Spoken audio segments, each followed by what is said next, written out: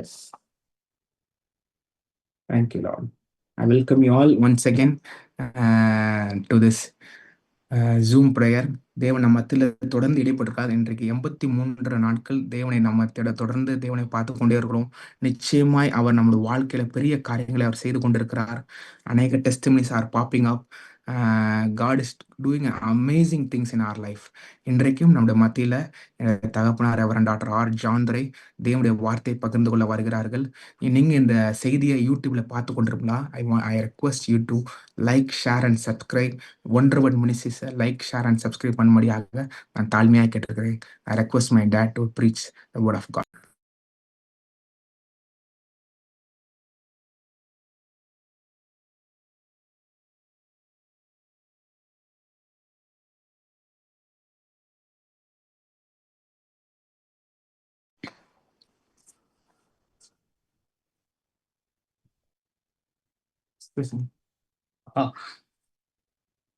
பிரியமானவர்களே, ஆண்டவராகிய இயேசுவின் நாமத்தினாலே நான் உங்களை வாழ்த்துகிறேன், உங்களை ஆசீர்வதிக்கிறேன். தேவன் நம்ம மத்தியில் இருக்கிறார். அவர் பெரிய காரியங்களை செய்கிற தேவனாக இருக்கிறார். ஆகையினால இன்றைக்கும் ஜெபத்தில் அதிகாரம் என்ற தலைப்பின் கீழே கர்த்தருடைய வார்த்தையை நாம் தியானித்து இருக்கிறோம். கர்த்தர் பெரிய காரியங்களை செய்கிறார். அதிகாரம்னு சொன்ன உடனே ஒரு பதவியில் அமர்ந்து ஆட்சி செய்கிறது, இப்படிப்பட்ட அதிகாரங்களை உபயோகப்படுத்துவது இப்படியெல்லாம் இருந்தாலும் யோவான் 1:12 மேலும் அவருடைய நாமத்தினாலே விசுவாசம் உள்ளவர்களாய் அவரை ஏற்றுக்கொண்டவர்கள் எத்தனை பேர்களோ அத்தனை பேர்களும் பிள்ளைகளாகும்படி அதிகாரம் கொடுத்தார். அதுக்கு கிரேக்க மொழியில எக்ஸூசியா அப்படின்னா டெலிகேட்டட் பவர். ஒரு குடும்பத்துல எத்தனை பேர் பிறந்தாலும் அந்த தகப்பனுக்குரிய எல்லா சாயலும், இந்த தகப்பனுக்குரிய எல்லா அதிகாரமும் பிள்ளைகளுக்கும் கொடுக்கப்படுகிறது. தகப்பன் சம்பாதித்து வைத்தது கூட எல்லா பிள்ளைகளுக்கும் கொடுக்கப்படுது. நம்ம உலகத்தில் இருக்க தகப்பன்கள் ஒரு வித்தியாசமா பார்ப்பாங்கன்னு வச்சுக்கோங்களேன். ஆனா தேவன் தம்முடைய பிள்ளைகளுக்கு இந்த பூமியில நீங்களும் நானும் தோன்றுவதற்கு முன்பாக நாம அவருடைய மனதில் இருந்தோம். அவருடைய மனதில் நாம் இருந்ததுனால முழு உலகத்துல எல்லா ஆசீர்வாதங்களையும் அவர் ஏற்கனவே நமக்கு செய்து வைத்திருக்கிறார். ஒரு கணக்கு என்ன சொல்றாங்கன்னா, பூமிக்குள்ள இருக்கிற அந்த சொத்துக்களை, தங்கம், வைரம், பெட்ரோல் என்னவா இருந்தாலும் சரி, அந்த பூமிக்கு அடியில் இருக்கிற அந்த காரியங்கள்ல 1% எடுத்து, நல்லா விளைஞ்சு 1% எடுத்து இப்போ உள்ள மக்களுக்கு சரிசமமா 1% தான் எடுத்து சரிசமமா பங்கு போட்டு கொடுத்தா இப்ப இருக்கிற பில்கேட்ஸை காட்டிலும் ஜாஸ்தி இருக்குமா. அப்படி ஒரு கணக்கு சொல்றாங்க. அந்த வெல்த்தை கணக்கு பண்றப்போ மறைக்கப்பட்ட எல்லா ஹிடன் ட்ரெஷரையும் உங்க வாழ்க்கையில தேவன் தருவார். ஆனா நீங்க இந்த குடும்பத்துல, நீங்க தேவனுடைய குடும்பத்துல பிறந்திருக்கிறதுனால இந்த அதிகாரத்தை உங்களுக்கு கொடுத்திருக்காரு. அந்த அதிகாரத்தை நாம் எப்படி பயன்படுத்துவது என்பதுதான் ரொம்ப முக்கியமான காரியமா இருக்கு. நாம பிள்ளைகள், அதை நாம விளங்கிக்கணும். நாம பிள்ளைகள். ஜெபத்தை குறித்து சொல்லும் பொழுது வேதத்துல மிக முக்கியமான 2 வசனம் நான் வாசிக்கிறேன். எபேசியர் 6:18 எந்த சமயத்திலும் சகல விதமான வேண்டுதலோடும் விண்ணப்பத்தோடும் ஆவியினாலே ஜெபம் பண்ணி அதன் பொருட்டு மிகுந்த மன உறுதியுடன் சகல பரிசுத்தவான்களுக்காகவும் பண்ணும் வேண்டுதலோடும் விழித்து கொண்டிருங்கள். அப்ப விழித்து கொண்டிருக்கணும், ஜெபிக்கணும், எல்லாருக்காக ஜெபம் பண்ணணும்.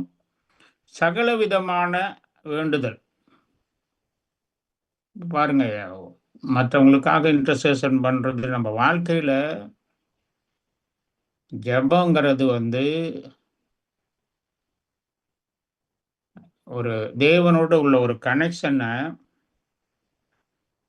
நாம அவரோட பேசுறது மாத்திரம் இல்ல, அவர் நம்மோட பேசுறத நம்ம வாழ்க்கையில கேட்கணும்.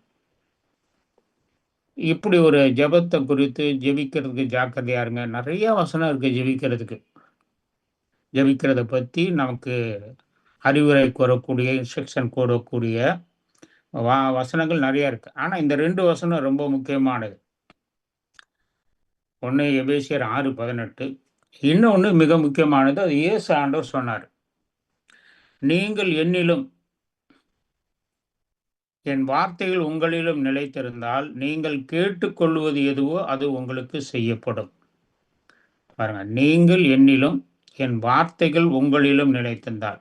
ஆண்டவர் உண்மையா சொல்ல, நீ என்னில நிலைத்திருந்தா போதும் அப்படின்னு சொல்லல. எல்லாம் நீங்க நான் இயேசுவை தான் விசுவாசிக்கிறேன், அவர்ல தான் நிலைத்திருக்கேன், எல்லாம் நடக்கும் அப்படின்னு நம்ம போயிடக்கூடாது. அதனாலதான் அவர் சொன்னார், நீங்கள் என்னிலும் என் வார்த்தைகள் உங்களிலும் நிலைத்திருந்தால், நீங்கள் கேட்டுக்கொள்வது எதுவோ அது உங்களுக்கு செய்யப்படும். இது இயேசு ஆண்டவர் சொன்ன வார்த்தைகள். இந்த வசனம் என் வார்த்தைகள் என்ற அந்த வசனம் பைபிள்ல சொல்ற எல்லா ஜெபத்தை குறித்ததான காரியமும் இதுக்குள்ள அடங்கிடும். God and his word are one. தேவனும் அவருடைய வார்த்தையும் ஒன்றாக. ஆதியிலே வார்த்தை இருந்தது, அந்த வார்த்தை தேவனாக இருந்தது. அப்போ இந்த வார்த்தை நாம மறுபடியும் பிறந்தது கூட 1 பேதுரு 1:23 அந்த ஜீவ வசனத்தினால நாம மறுபடியும் பிறந்திருக்கிறோம். நீங்கள் உங்கள் பெற்றோர்களுக்கு பிறக்கல, கர்த்தருடைய வார்த்தைக்கு பிறந்திருக்கீங்க. நான் பசங்கள்கிட்ட கோபமா பேசுறப்ப கூட சில நேரத்துல பொடா வார்த்தைக்கு பிறந்தவனேன்னு தான் பேசுறது. பொடா வார்த்தைக்கு பிறந்தவனேன்னு. அப்ப பாருங்க, நாம யாருக்கு பிறந்திருக்கிறோம்? இயேசுவை விசுவாசிக்கும் பொழுது இந்த குடும்பத்துல நாம பிறந்திருக்கிறோம். அவருடைய வார்த்தைகள், அந்த வேத வார்த்தைகள்ல எல்லா ஆசீர்வாதத்தையும் கொடுத்திருக்காரு. அது மாத்திரம் இல்ல, நமக்கு ஒரு அதிகாரம் கொடுத்திருக்கிறார். நமக்கு ஒரு அதிகாரம் கொடுத்திருக்கிறார். அப்ப நீங்கள் என்னில் நிலைத்திருந்தால் என்று இயேசு சொல்லியிருந்தா, அது மாத்திரம் போதாது, நீங்க என் வார்த்தையில நிலைத்திருக்கணும் அப்படின்னு தான். மேலும் என் வார்த்தைகள் உங்களில் நிலைத்திருக்கும்ன்றார். நாம் இயேசு நிலைத்திருந்தா கண்டிப்பா வார்த்தையில நிலைத்திருப்போம். அது ரொம்ப ஜெபிக்கிறதுக்கு முன்னாடி ரொம்ப முக்கியமான ஒரு காரியமா இருக்கு. அப்புறம் ஜெபிக்கிறதுக்கப்போ எல்லாத்துக்குமே ஒரு வாழ்க்கையில எல்லா பகுதியிலுமே ஒரு இன்ஸ்ட்ரக்ஷன், நிபந்தனைக்கு உட்பட்டு தான் இருக்கு எல்லா காரியமுமே. இலவசமா கொடுத்தா கூட சில நேரத்துல சொல்றாங்கல்ல, இந்த பொங்கல் ஹாலிடேஸ்க்கு கவர்மெண்ட்லேருந்து பணம் கொடுப்பாங்க, ரேஷன் கடையில் போய் கொடுப்பாங்கன்னு சொல்கிறாங்கல்ல. அது எல்லாருக்கும் தான் கொடுக்குறாங்க. ஒவ்வொருத்தன் பேரை சொல்லி தனித்தனியாக கொடுக்கறது இல்லை. எல்லாத்துக்கும் கொடுக்கணும் உத்தரவு போடுறாங்க. நமக்கு ரேஷன் கார்டு இருந்தால் போய் கொடுத்து வாங்கிக்கலாம். தனிப்பட்ட முறையில் உங்கள்கிட்ட வந்து சொல்லணும்னு அவசியம் இல்லை. இட் இஸ் ஆல்ரெடி டிக்ளேர்டு அப்படின்னா. இப்போ தேவன் உங்களுக்கு எல்லா நன்மைகளையும் நான் வைத்திருக்கிறேன், எல்லா ஆசீர்வாதத்தையும் வைத்திருக்கிறேன், ஒன்று உங்களுக்கு குறைபடாது. அப்போ நம்ம இது ரேஷன் கடையில் போய் சொல்கிறோம், ஐயோ இது கார்டு எனக்கு கண்டிப்பாக நீ கொடுத்தாகணும். அந்த அறிவு என் ஃப்ரெண்டு ஒருத்தன் சொன்னான். கன்னியாகுமரி டிஸ்ட்ரிக்ட்ல எல்லாம் எவ்வளோ வசதியானவங்களா இருந்தாலும் ரேஷன் கார்டில் அவங்களுக்குரிய பொருளை கண்டிப்பாக வாங்குவாங்களாம். என்னுடைய ரேஷன் எங்கே, நம்ம ஊர்ல எல்லாம் அப்படி கேட்க முடியல, கேட்கறது இல்லை. அங்கே நிறைய படிச்சிருக்கங்கனால கேட்குறாங்க. லிட்ரஸி ரொம்ப ஜாஸ்தி, தன்னுடைய உரிமையை கேட்குறாங்கன்னு என் ஃப்ரெண்டு சொல்லுவான். உங்களுக்கு ஏற்கனவே எல்லாம் கொடுக்கப்பட்டிருக்கிறது என்ற அறிவு, நாம இந்த குடும்பத்துல பிறந்திருக்கிறோம், தேவனுடைய பிள்ளைகளாக நாம இருக்கிறோம் என்று அந்த அறிவு நமக்கு வேணும். அப்பதான் நம்ம ஜெபத்துக்கு ஒரு காரியம் இருக்கு. இன்னொரு வசனத்தை ஜெபத்தை சொல்றேன் பாருங்க. இந்த காரியம் ரொம்ப முக்கியம். நெறைய பேரு இந்த குற்ற மனப்பான்மையோட இருக்கும் பொழுது, எனக்கெல்லாம் கொடுப்பாரா? இது தேவனுடைய சித்தமா? அப்புறம் இத நான் தவறான வழியில பயன்படுத்திட்டா எப்படி? ஆ இப்போ எனக்கு குடுத்துட்டா நானு கெட்டு போயிடுவேனோ? அதெல்லாம் ஒரு 20 வருஷம் கழிச்சு நடக்கும். இதெல்லாம் பக்திக்குரிய காரியங்கள் போல பிசாசு நெறைய பேருடைய மனதுல சந்தேகம்னு சொல்ல மாட்டான். நெறைய கேள்விகளால மனத நிரப்புவான். அதனால தான் நெறைய பேரு நெறைய ஜெபித்தத பெற்றுக்கொள்ள முடியாம இருக்கிறாங்க. சந்தேகத்தோட. நாம தேவனுடைய சமூகத்துல வரும்பொழுது, நான் அவரால மன்னிக்கப்பட்டிருக்கிறேன் என்ற அறிவு எப்பொழுதும் வேணும். பழைய ஏற்பாட்டுல கூட பாருங்க. ஏசாயா 43, 25, 26 நான் வாசிக்கிறேன். நான், நானே உன் மீறுதல்களை என் நிமித்தமாக குலைத்து போடுகிறேன். குலைத்து போடுகிறேன்ங்கிறது இங்கிலீஷ்ல பிளாட்டட் அவுட். தமிழ்ல நீக்கி போடுகிறேன், துடைத்து எறிகிறேன். அ குலைத்து போடுகிறேன் கூட அவ்வளவு சரியான்னு தெரியல. நீக்கி போடுகிறேன், அ துடைத்து எறிகிறேன். அதுதான் சரியான வார்த்தை. ஏன் துடைத்து எறிகிறேன்? என் நிமித்தமாகவே அப்படின்றார். யார் நிமித்தமாக? என் நிமித்தமாகவே. இன்னொரு டிரான்ஸ்லேஷன்ல ஈ ஈசி ரீட் வெர்ஷன்ல இந்த 25ஆம் வசனத்தை நான் வாசிக்கிறேன். நான் ஒருவரே உனது பாவங்கள் அனைத்தையும் துடைத்து போடுகிறவர். உனது பாவங்கள் அனைத்தையும் துடைத்து போடுகிறவர். என்னை திருப்திப்படுத்திக் கொள்ளவே நான் இதனை செய்கிறேன். பாருங்க, நல்லா விளங்கிங்க. இயேசு விசுவாசத்தினால நாம அவர் குடும்பத்துல இருக்கிறோம். என் நிமித்தமாகவேங்கிறதுக்கு இங்க என்ன விளக்கம் கொடுத்திருக்காங்க? என்னை திருப்திப்படுத்திக் கொள்ளவே நான் இதனை செய்கிறேன். உனது பாவங்களை நினைத்தும் பார்க்க மாட்டேன். இப்ப புரியுதா நான் உங்களுக்கு சொல்றது? ஜெபிக்கிறதுக்கு முன்ன எப்படிப்பட்ட ஒரு மனநிலைமை வேணும்? அதாவது தேவனுடைய ரத்தம் என்னை பரிபூர்ணமா கழுவி இருக்கு அப்படின்ற சிந்தையோடு நம்ம ஜெபம் பண்ணும் பொழுது, நீதிமானுடைய ஊக்கமான ஜெபம் கேட்கப்படும். துடைத்து போடுகிறேன். அத பாருங்க, என்னை திருப்திப்படுத்திக் கொள்ளவே. நான் என்ன நினைச்சேன், ஆண்டவர் எனக்காக என் பாவங்களை மன்னிச்சிருக்கிறாரு அப்படின்னு நாம நிறைய நேரத்துல அப்படிதான் நினைச்சிருக்கிறேன். அவர் என் மேல அன்பு கூர்ந்தாரு, அதனால எனக்காக இதை செஞ்சாருன்னு நான் நினைச்சேன். ஆனா இங்க என்ன வசனம் சொல்லுதுன்னா, அது அவரை திருப்திப்படுத்துக. நான் எப்படி சொல்லணும்னு வச்சுக்கிறேன். இப்போ ஒரு பிள்ளை, ஒரு பையன் இருக்கான், ஒரு அம்மா இருக்காங்க. பையன் ஒரு வீட்டுல, நம்ம வீட்டுல சாதாரணமா நடக்கிற காரியம். பிள்ளைங்க சாயங்காலம் போய் வெளியே போய் விளாண்டுட்டு வருது. சாயங்காலம் அவங்களுக்கு ஒரு ஹார்லிக்ஸோ அல்லது காப்பியோ டீயோ ஏதோ ஒன்று கொடுக்குறோம். கிளாஸ்ல ஊத்தும் பொழுது முதல்ல அதை பார்ப்பாங்க, சுத்தமா இருக்கான்னு. சுத்தமா இல்லைன்னா உடனே கழுவுவாங்க. சோப்பு போட்டு கழுவுனா கூட சோப்பு தண்ணி இருக்கக்கூடாதுன்னு மறுபடியும் தண்ணியை விட்டு நிறைய 2-3 தடவை கழுவுவாங்க. சில நேரத்தில் புருஷனுக்கு அப்படி செய்யலைன்னா கூட பிள்ளைங்களுக்கு அப்படி செய்கிறாங்க தாய்மார்கள், பார்த்துருக்கீங்களா? ஏன்னா புருஷன் வேற ஒரு தாயோட பிள்ளை. ஆனால் தான் பிள்ளையா இருந்தா எப்படி கழுவுவாங்க? இப்போ ஆண்டவர் இங்கே அதை தான் சொல்றார். என்னை திருப்திப்படுத்திக் கொள்ளவே இதனை நான் செய்கிறேன். என் பிள்ளைக்கு நான் சுத்தமாக கொடுக்குறேன். என் பிள்ளை மேல ஒரு பாவம் இருக்க முடியாது. என் குமாரனுடைய இரத்தத்தை சிந்தியே நான் துடைத்து இருக்கிறேன். அவர் செய்த கிரியைகளை நாம் நினைக்கணும்.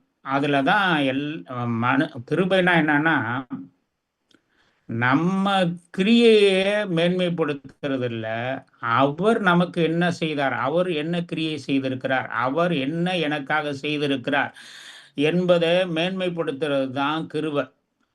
நான் என்ன செஞ்சேன்னு சொன்னா அது கிரியை. அதுதான் இங்க காரியமா இருக்கு. இப்ப என் நிமித்தமாகவே அப்படின்றது அர்த்தம், என்னை திருப்திப்படுத்தி கொள்ளவே இதனை செய்கிறேன், உனது பாவங்களை நினைத்து பார்க்க மாட்டேன். 26ஆம் வசனம், நாம் ஒருவரோடு ஒருவர் வழக்காடும்படி எனக்கு நினைப்பூட்டு, நீதிமான்களாய் விளங்கும்படி உன் காரியத்தை சொல்லு. இது என்னது? முதலுக்கு 2வது வசனத்துக்கு பார்த்தீங்கன்னா இவ்வளவு கான்ட்ரவர்சி இருக்கு. ஒருவரோடு வழக்காடும்படி, வழக்காடுன்றார். எனக்கு இது ஒரு கோர்ட்டு சீன் மாதிரி வச்சுங்க. கோர்ட்ல வந்து லாயர் என்ன பண்ணுவாங்க, இந்த சட்டத்துல இந்த மாதிரி சொல்லியிருக்கு, இந்த மாதிரி சொல்லியிருக்கு, இவனுக்கு கொடுக்கணும் அப்படின்னு தான் சொல்லுவாங்க. இப்ப ஆண்டவருக்கு இதெல்லாம் தெரியுமா தெரியாதா? தெரியும். உங்க தேவைகள் எல்லாவற்றையும் அவர் அறிந்திருக்கிறார். ஆனா ஏன் வழக்காட சொல்றாருன்னா, அவருக்கு ஞாபகம் மூட்ட சொல்றாருன்னா, அவரு ஏதோ ஞாபக மறதி உள்ளவர்ன்ற அர்த்தம் கிடையாது. இன்னும் சரியா சொன்ன போனா, ஏசாயா 38:17 அது வாசி. ஏசாயா 38:17 ஏசாயா 38:17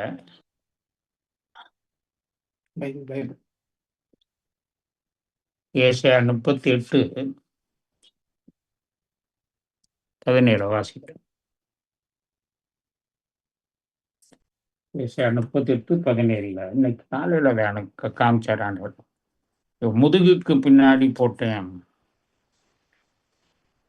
இதோ சமாதானத்துக்கு பதிலாக மகா கசப்பு வந்திருந்தது. தேவரீரோ என் ஆத்துமாவை நேசித்து அழிவின் குழிக்கு விலக்கினீர், என் பாவங்களை எல்லாம் உமது முதுகுக்கு பின்னாக இருந்து விட்டீர். பாருங்க, இப்போ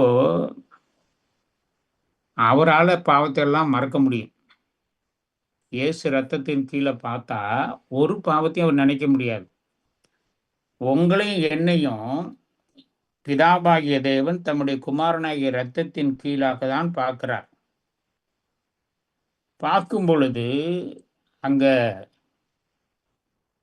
உங்களை பரிசுத்தராகவும் குற்றமற்றவராகவும் கண்டிக்கப்படாதவராகவும் பார்க்கிறார் என்று கொலோசியர் 1:19, 20, 21, 22, 23 வாசிங்கன்னா விளங்கிக்கலாம்.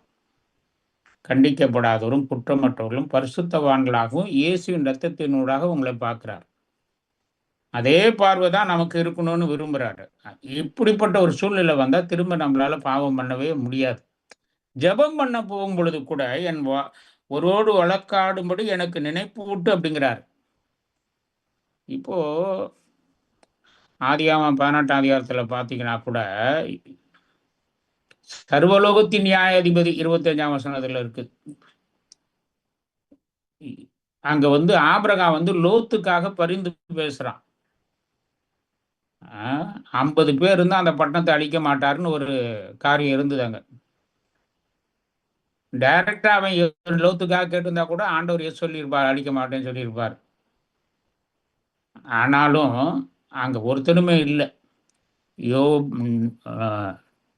நீதிமானாகிய லோத்துவை தவிர. ஏன் அவன் லோத்து தவறான தெரிந்து கொள்ள நிறைய இருந்து, ஆனா புதிய ஏற்பாட்டில் வரும்போது அவனை நீதிமான்னு சொல்றாரு. ஏன் நீதிமான்னு சொன்னார்னா, ஆபிரகாமுடைய தேவன் தான் என்னுடைய தேவன் என்று லோத்து விசுவாசித்தான். அவன் விசுவாசித்தது அவனுக்கு நீதியாக எண்ணப்பட்டது. ஆனா வாழ்ந்த இடம் வந்து நல்ல இடம் இல்லை, மனுஷனுடைய தெரிந்து கொள்ளுதெல்லாம் இருந்து. ஆனா இன்னொருத்தர் பரிந்து பேசும் பொழுது அந்த இடத்துல இருந்து அவங்க விடுதலை பெறுறாங்க. அதனால தான் சொல்றாரு, நீங்கள் என்னிலும் என் வார்த்தைகள் உங்களிலும் இருந்தால் நீங்கள் கேட்டுக்கொள்வது எதுவோ அது உங்களுக்கு செய்யப்படும். அப்ப நம்ம இப்போ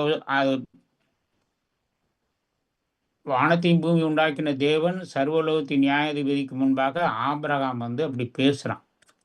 புதிய ஏற்பாட்டுல வரும் பொழுது நாம அவருடைய பிள்ளைகளாக இருக்கிறோம். பழைய ஏற்பாட்டுல இருக்கிறவங்க அவங்க ஊழியக்காரர்கள் சர்வன்ட்ன்னு சொல்லுது.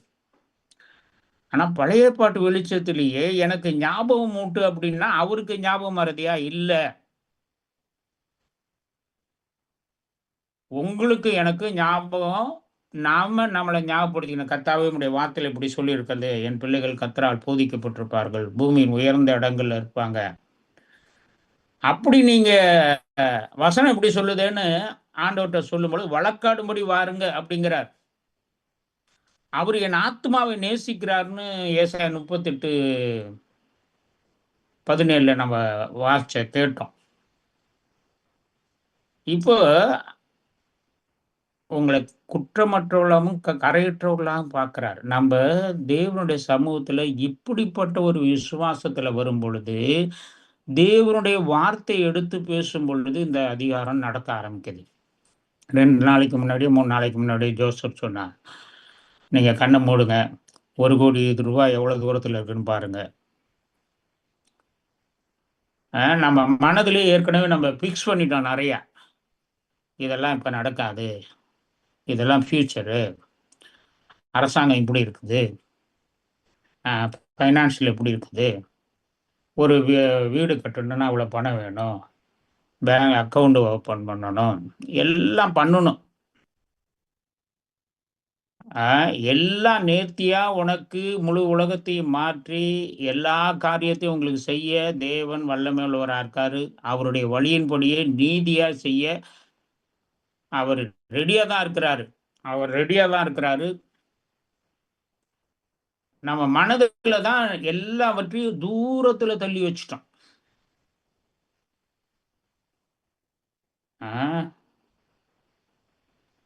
அதாவது ஒரு குஷ்டரோகம் நீங்கணும்னா ட்ரீட்மெண்ட் பார்க்கணும், அது பார்க்கணும், இது பார்க்கணும். ஆனா இயேசு தொட்ட உடனே சுகமாகுது.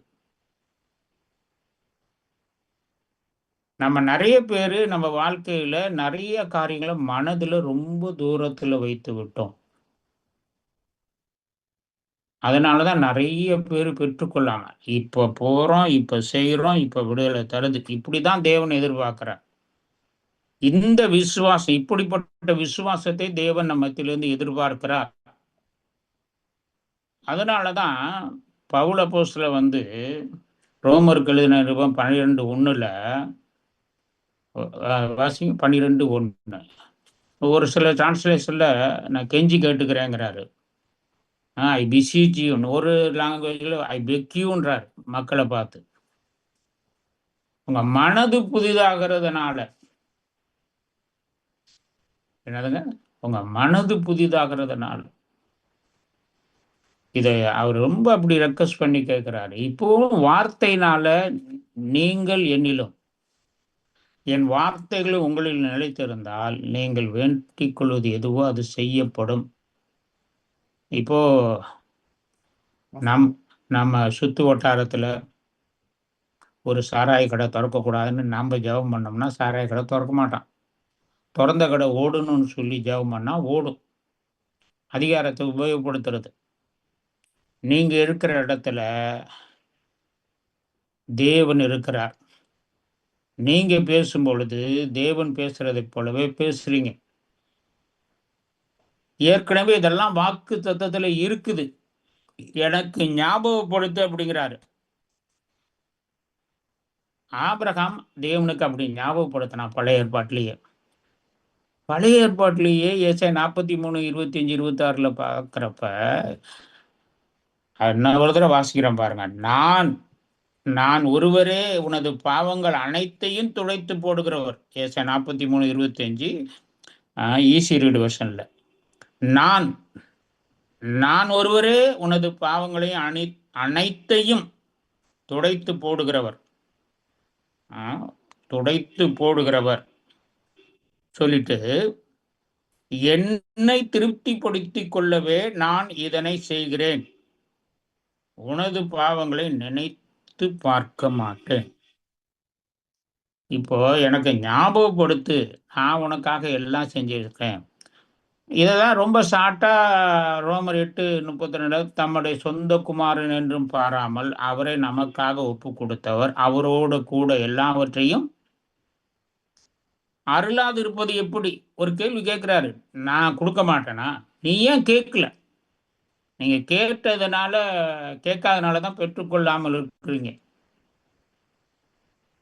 இப்போ நமக்குரிய ஆவிக்குரிய சிந்தை எப்படின்னா, தகாத விதமாய் நம்ம கேட்பதில்லை. மாம்சத்தின் இச்சை நிறைவேற்ற கேட்பதில்லை. மாம்சத்தின் இச்சைன்னு சொன்னா, நம்ம கிட்ட ஒரு பொருளை கொடுக்கும் பொழுது, அதாவது வி ஆர் டிஸ்ட்ரிபியூட்டர்.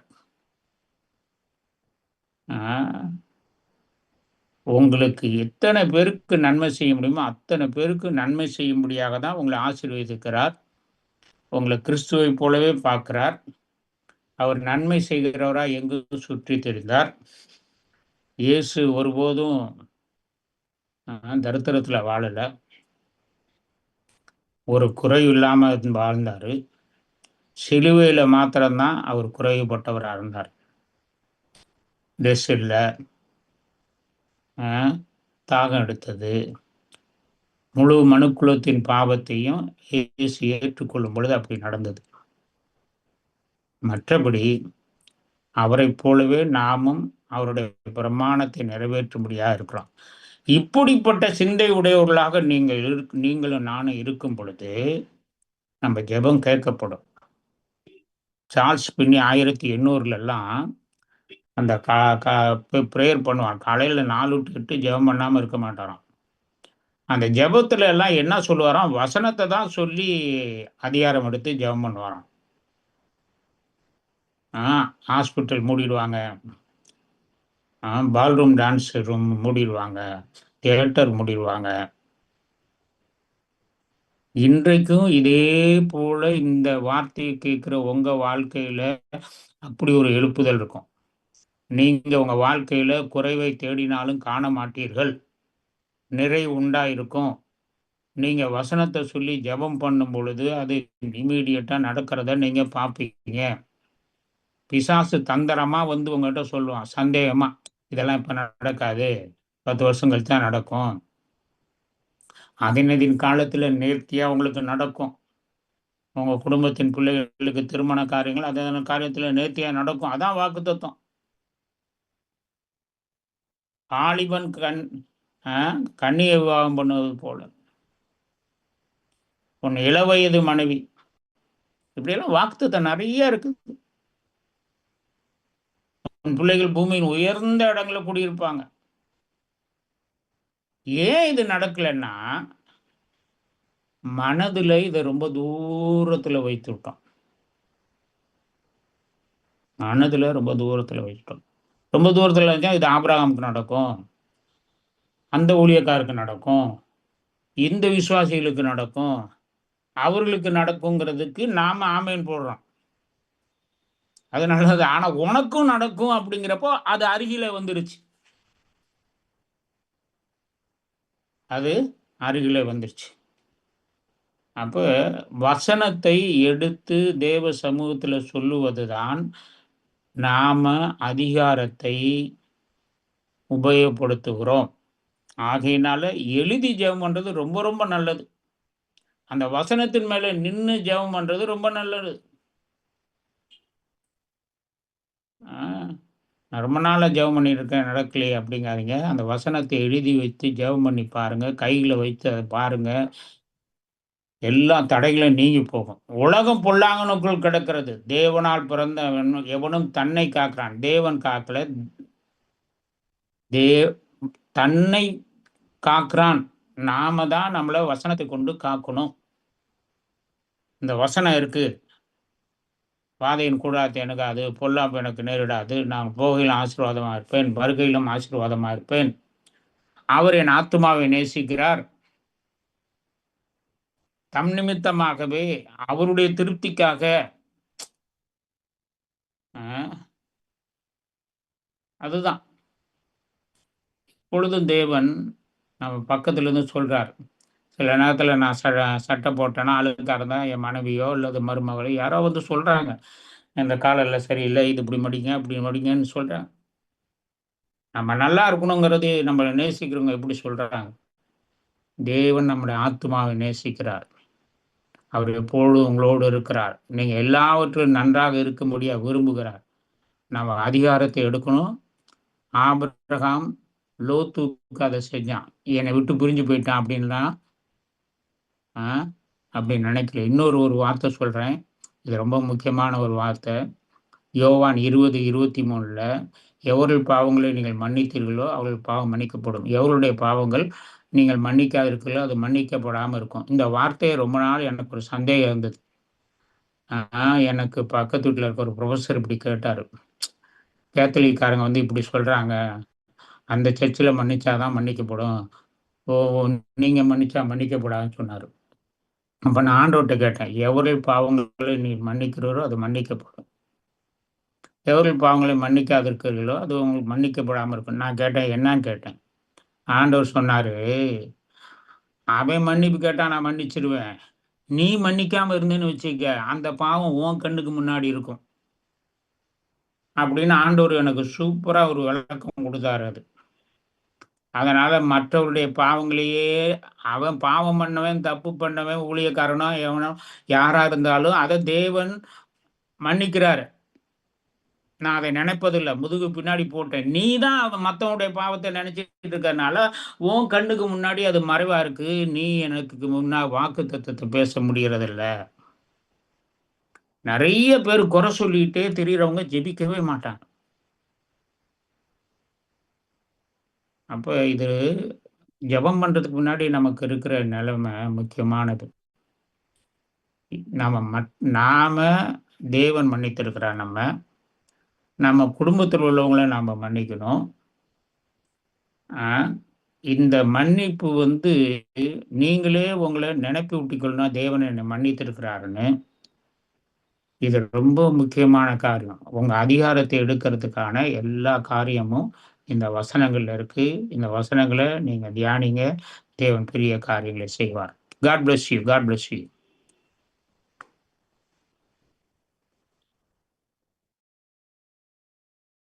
ஆமென். தேவன் நம்ம இடைப்பட்டு கொண்டிருக்கிறார். நிச்சயமாய் உங்களுக்கு நிச்சயமா அவர் பேசியிருப்பார், இல்லை எந்த விதமான சந்தேகம் இல்லை. நாம ஒரு சிறிய ஜெபத்தை சேர்த்து நான் முடிக்க விரும்புறேன். Thank you Lord. நல்ல பிதாவே, கர்த்தராகிய இயேசு கிறிஸ்து நாமத்தில் நன்றி செலுத்துறோம் ஆண்டவரே. ஆண்டவரே, உங்களுடைய வார்த்தையில் நாங்கள் அதிகாரம் செலுத்தும்படியாக எங்களுக்கு கிருபை உண்டாயிருப்பதாக என்று நான் ஜெபிக்கிறேன் ஆண்டவரே. Thank you Lord. ரீபா ஷெடரபிலா ஹோதுரபா ஷதரபாலபா. Thank you Jesus. I am audible? கேக்குதா?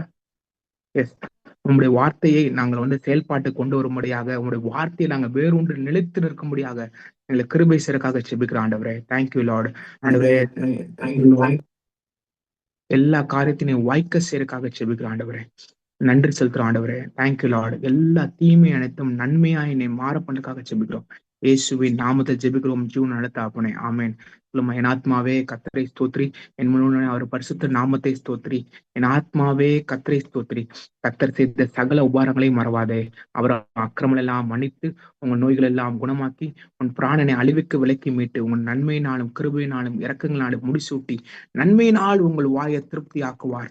கழுக்கு சமானமாய் உங்கள் வயது திரும்ப திரும்ப வாழ வைத போல் ஆகிறது. ஒடுக்கப்படுகிற யாவருக்கும் அவர் நீதியும் அவர் நியாயத்தையும் அவர் செய்கிறார். எல்லாரும் உங்களை கரங்களை எப்படி எடுத்து நான் வாடு பிளஸ் வளர்ப்பார். கர்த்தர் உங்களை ஆசிரியத்து உங்களை காக்க கடவர். கர்த்தர் தமது முகத்தை உங்களுக்கு பிரசனமாக்கி உங்களை மேல் கிருபியா இருக்க கடவர். கர்த்தர் தம்முடைய முகத்தை உங்களுக்கு பிரசனமாக்கி உங்களுக்கு சமாதானம் கட்டளையிடுவாராக. Shalom Shalom. நீங்கள் ஆசீர்வதிக்கப்பட்டவர்கள். ஆமென். நீங்கள் ஆசீர்வாதத்துக்கு தப்பவே முடியாது. ஆமென்.